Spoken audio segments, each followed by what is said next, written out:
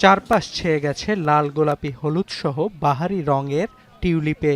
একটি নয়, দুটো নয়, গুনে গুনে 2 লাখ টিউলিপ ফুলে সাজানো নেদারল্যান্ডসের রাজধানী আমস্টারডামের মিউজিয়াম স্কোয়ার। শনিবার শীতের আড়মোড়া কাটিয়ে আগাম বসন্ত বরণের অংশ হিসেবে ঐতিহ্য মেনে জাতীয় টিউলিপ দিবস উদযাপন করে ডাচরা। রীতি অনুযায়ী প্রতি বছরের জানুয়ারির তৃতীয় শনিবার ব্যাপক উৎসাহ উদ্দীপনার মাধ্যমে এটি পালন করে নেদারল্যান্ডসবাসী। এতে আগতরা সুযোগ পান বিনামূল্যে অন্তত 10টি করে ফুল সংগ্রহ করতে। এবারও বর্ণিল মুহূর্তটিকে উপভোগ করতে মিউজিয়াম স্কোয়ারে ভিড় জমায় আমস্টারডামের নানা প্রান্তের মানুষ। বিভিন্ন রঙের আতশবাজির মাধ্যমে উৎসবের উদ্বোধন করা হয়। রোদ ঝলমলে নীল আকাশ ধারণ করে রংধনুর 7 রং। মুহূর্তগুলোকে ক্যামেরাবন্দি করার পাশাপাশি ফুল সংগ্রহে ব্যস্ত হয়ে পড়েন দর্শনার্থীরাও। We are Oper.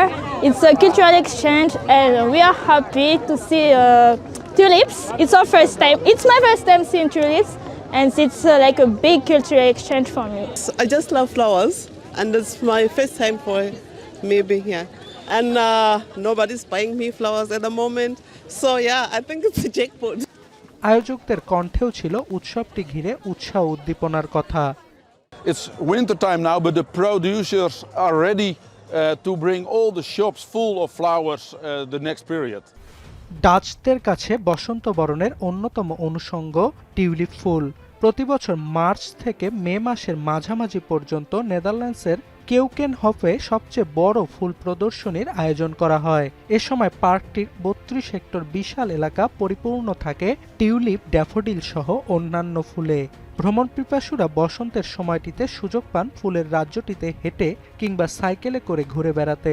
এছাড়া পুরো বসন্ত জুড়ে টিউলিপকে ঘিরে ডাচদের থাকে ব্যতিক্রমী সব আয়োজন। বিশ্বের টিউলিপ ফুল উৎপাদনের তালিকায় শীর্ষে নেদারল্যান্ডস। 2025 সালে 20 লক্ষ টিউলিপ উৎপাদন করে দেশটি। অর্ণব প্রসাদ, এখন বিশ্ব।